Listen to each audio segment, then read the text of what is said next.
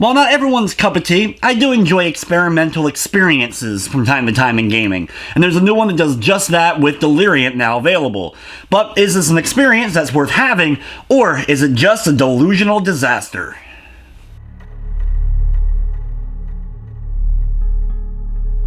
Deliriant is an extremely short experimental type of game.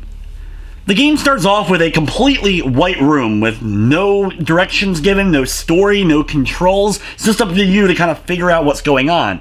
After kind of moving around, pressing the buttons, and looking every direction I could, I still was unable to really figure out what exactly I was supposed to do, having to message the developer just to kind of get a little bit of things going. Eventually, I was able to find the door, but soon afterwards was unable to progress again, and I had to restart the game several times before eventually I just kind of fell into the game world itself by holding left at the start.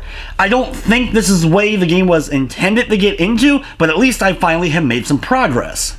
Once you're past the beginning, you're inside of a house that's just kind of been left with a bunch of items scattered throughout that you'll be able to pick up and look at, a bunch of which will end up initiating the game's few trophies that you're able to earn, and you're basically just left to explore and kind of figure out what's going on, though the game never really expressly tells you anything whatsoever.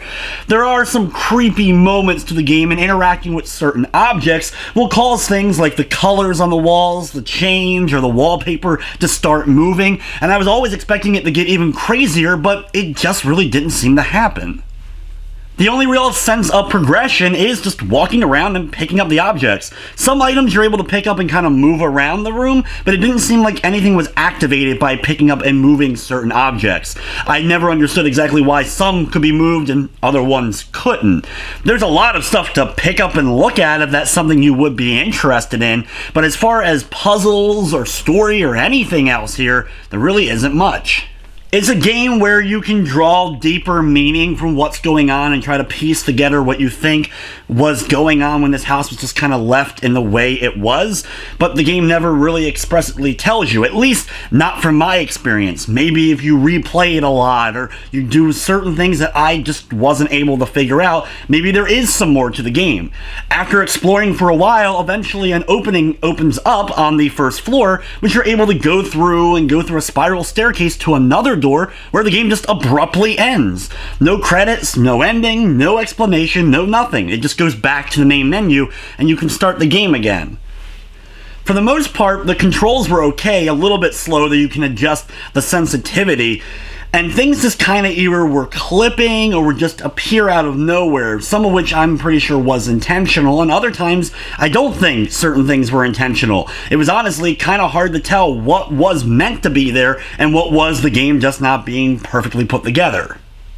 And that's pretty much it. There's not much here. In fact, once I was able to finally get out of the initial white room, the game was like 5 to 10 minutes long at most. One of the shortest experiences I've had on the PS4.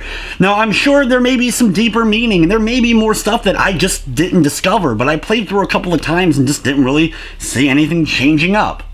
From the technical side of things, it's honestly hard to say if the game was running fine. Especially at the beginning, it seemed like my controls either locked up or just nothing was happening. I think at some points I actually fell through the floor because I noticed the game kind of glitch, or I saw what looked like to be a floor kind of zooming past me, so I easily could have just fallen into an abyss, and that's the reason why I was unable to progress. The game didn't slow down though, and since it uses the Unreal Engine, a lot of the detailing on the objects at least looks okay. Deliriant is available now on the PlayStation 4, and it does not feature a full trophy list or platinum, though if you're looking for an easy 100% trophy list, this is definitely a game to get.